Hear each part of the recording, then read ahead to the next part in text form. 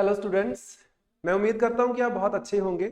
आपका बहुत बहुत स्वागत है निम्बस एकेडमी आईएएस के ऑफिशियल यूट्यूब चैनल पे।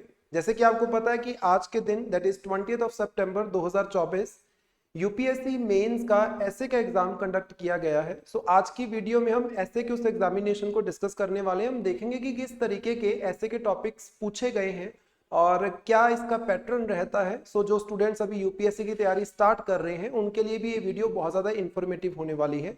सो आपने वीडियो को लास्ट तक देखना है। सो अगर हम बात करें ऐसे के पेपर की, तो ऐसे के अंदर हमारे पास दो सेक्शंस दिए जाते हैं, section A and section B. दोनों ही सेक्शंस के अंदर आपके पास चार चार टॉपिक्स होते हैं, जिसमें से किसी एक टॉपिक के ऊपर आंसर आपने लिखना होता है, ऐसे आपने लिखना होता है। और ऐसे की जो आपकी वर्ड लिमिट रहती है that is 1000 to 1200, that is 1000 to 1200। सो 1000 से 1200 शब्दों के अंदर आपने अपना ऐसे कंप्लीट करना होता है। और एक ऐसे के लिए जो मार्क्स आपको मिलेंगे दैट इज 125। तो मतलब दो आपने टोटल ऐसे लिखने हैं। इन चार टॉपिक्स में से किसी एक के ऊपर आपने ऐसे लिखना है सेक्शन ए में, और इसी तरीके से सेक्शन बी के भी चार टॉपिक्स में से किसी एक के ऊपर आपने ऐसे लिखना था, राइट। अभी हम देख लेते हैं कि कौन कौन से टॉपिक्स के ऊपर क्वेश्चन पूछा गया है, क्या क्या आपके टॉपिक्स थे जिसके ऊपर आपने ऐसे लिखना था। नंबर 1 देखो, forests precede the civilisations and deserts follow them.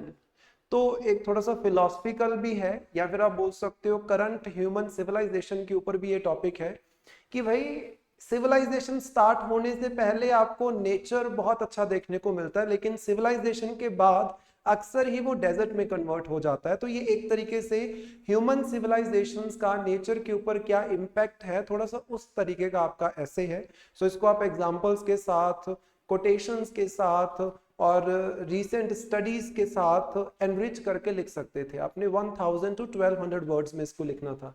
Second आपके पास ऑप्शन थी, the empires of future will be the empires of mind. जैसे आज के टाइम पे आप देख पा रहे हो कि आज का जो समय है that is all about artificial intelligence, that is all about digitalisation. So automatically future में जो आने वाले आपके एम्पायर्स हैं वो खासतौर पे इसी चीज के ऊपर बेस्ड होंगे। अब इसको आप बहुत तरीके से लिख सकते हैं। जैसे फॉर एग्जांपल आज के टाइम पे हम कंट्रीज देखते हैं, जैसे कि चाइना हो गया या यूनाइटेड स्टेट्स ऑफ अमेरिका हो गया या इनफैक्ट इंडिया हो गया। हम इतनी क्यों टेक्नोलॉजी के ऊपर या फिर स्किल डेवलपमेंट के ऊपर, इन सब चीज़ों के ऊपर इतनी कोशिश क्यों कर रहे हैं? क्योंकि ये सारी कंट्रीज जानती हैं कि फ्यूचर जो है that is all about AI, technology, digitalization. So इसीलिए जो बड़ी इकोनॉमीज है वो इस चीज़ की तरफ जा रही हैं। सो अलग अलग पर्सपेक्टिव से आप इसका जो ऐसे था उसको लिख सकते थे। देन तीसरा आपके पास है, there is no path to happiness, happiness is the path. और इस तरीके के फिलोसफिकल जो आपके एसेज हैं ये हमेशा पूछे गए हैं यूपीएससी के प्रीवियस ईयर पेपर्स भी अगर आप देखोगे, और इस बार भी कोई नई चीज नहीं है, इस बार भी फिलोसफिकल टॉपिक्स कुछ आपको दिए गए हैं कि भाई there is no path to happiness, happiness के लिए कोई रास्ता नहीं है, हैप्पीनेस खुद एक रास्ता है। अब ये थोड़ा सा ये फिलोसफिकल है, अगर आप इसमें अच्छे कोटेशंस दे सकते हो और कुछ थोड़ी बहुत शायरी भी मेंशन कर सकते हो, है ना, इन चीज़ों के बारे में, और इसके अलग अलग पर्सपेक्टिव्स दे सकते हो। सोशल लेवल पे क्या पर्सपेक्टिव इसका हो सकता है, पॉलिटिकल लेवल पे कोई एग्जांपल आप इसके दे सकते हो, राइट। इकोनॉमिक लेवल पे आप इसके एग्जांपल दे सकते हो, क्योंकि हर एक स्फीयर के अंदर ही हैप्पीनेस का जो माप तोल है हम लोग करते हैं automatically. So what is happiness? So इन सब चीजों के ऊपर इस ऐसे को लिखा जा सकता था और काफी इंटरेस्टिंग हो सकता है उस कैंडिडेट के लिए जो थोड़ा सा फिलोसफिकल माइंड रखता है, राइट। देन लास्ट हमारे पास सेक्शन ए के अंदर ऑप्शन आपके पास था, the daughter is the true man of science. तो मतलब जो प्रश्न पूछने वाला है, जो डाउट जिसके बहुत ज्यादा होते हैं, that is the true man of science. तो इस चीज को आप एक्सप्लेन कर सकते थे कि इसका मतलब क्या है, इसके फायदे क्या हैं, इसके अलग अलग पर्सपेक्टिव्स के ऊपर आप जा सकते थे। सो बड़े इंटरेस्टिंग है ये दोनों को अगर आप देखोगे 3 और 4 नंबर पे जो आपको देखने को मिल रहा है, राइट। सेकंड अगर आप देखो सेक्शन बी के अंदर आपके पास अगेन 4 ऑप्शंस हैं, और इन चारों ऑप्शंस में से आपने किन्हीं एक के ऊपर आपने क्या है अपना ऐसे लिखना है। सबसे पहले देखो जो कि एक करंट सर्कमस्टांस के ऊपर है, social media is triggering fear of missing out amongst the youth, precipitating depression and loneliness।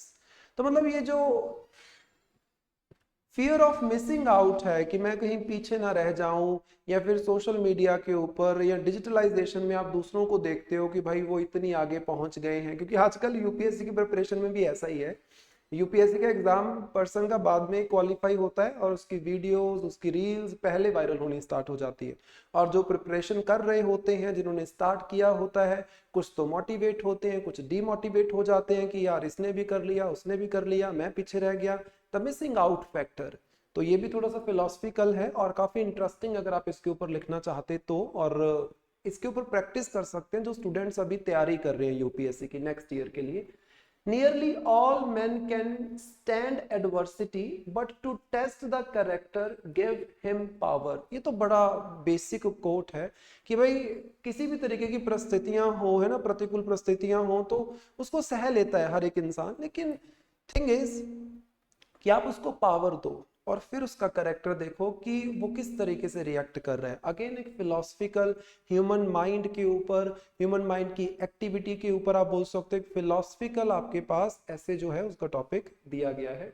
Then all ideas having large consequences are always simple, है ना। आइडिया देखने में बड़ा सिंपल लगता है, लेकिन जब उसके कॉन्सिक्वेंसेज की बात करते हैं तो बहुत बड़े स्केल पे वो हिट करते हैं, आप बोल सकते हो। प्रेजेंटली जो वॉर्स चल रहे हैं, अगर इसके आप ओरिजिन को देखोगे, चाहे यूक्रेन की वॉर हो या फिर अगर हम बात करें आपके इजराइल की वॉर, इजराइल हमास की war, there were basic ideas behind it, but आज उसके कॉन्सिक्वेंसेज आपको क्या देखने को मिल रहे हैं, राइट। हिस्ट्री में बहुत सारी ऐसे एग्जांपल्स आपको देखने को मिल जाएंगी। एंड लास्ट ऑप्शन जो आपके पास थी, the cost of being wrong is less than the cost of doing nothing. कुछ ना करने से अच्छा है कुछ करना, चाहे गलती हो जाना। इस तरीके के तो मोटिवेशनल कोट्स अक्सर ही हम आसपास सुनते रहते हैं, टीचर्स आपको बताते होंगे कि भाई कुछ ना करने से अच्छा है एक बार गलती कर लो, कुछ सीख ही लोगे आप, है ना। सो अगेन एक फिलोसफिकल सा हमारे पास ऐसे है। तो मेरे हिसाब से तो जो पेपर है वो कोई बहुत ज़्यादा टफ नहीं है, ठीक है, आप बोल सकते हो एक मीडियम से लेवल का पेपर है, मीडियम टू इजी लेवल का पेपर है। बस थोड़ा सा जिसकी ऐसे की प्रैक्टिस है, तो यहाँ पे मैं एक बार फिर से जो नए स्टूडेंट्स हैं उनको बताना चाहूँगा कि ऐसे की प्रैक्टिस इज मोस्ट इंपॉर्टेंट। अगर आपकी प्रैक्टिस बहुत अच्छी है तो किसी भी तरीके का टॉपिक आपके पास आ जाएगा, आपकी अवेयरनेस अच्छी है। अब देखो, इस तरीके के एसेज को लिखने के लिए कोई एक आधी किताब पढ़ के आप ऐसे नहीं लिख सकते। इसके लिए एक आपका प्रॉपर माइंडसेट तैयार होना चाहिए, आपकी पर्सनैलिटी जो है वो इन एसेज में दिखनी चाहिए, एज सिंपल एज दैट। और ये थोड़े से ऐसे कुछ इस तरीके के हैं कि जिस बंदे ने बहुत एक्सप्लोर किया होगा वही इन एसेज को प्रॉपरली लिख पाएगा, राइट। सो आई होप आपको ये पेपर इजी ही लगा होगा जिस तरीके से मैं आपको बता रहा हूँ। अगर आप यूपीएससी 2025 को टारगेट कर रहे हो और अगर आप कोचिंग लेना चाहते हो यूपीएससी 2025 की, then you can contact on this number, right. So thank you so much and best wishes for the candidates जो अगले एग्जाम्स देने वाले हैं यूपीएससी मेंस के। Thank you.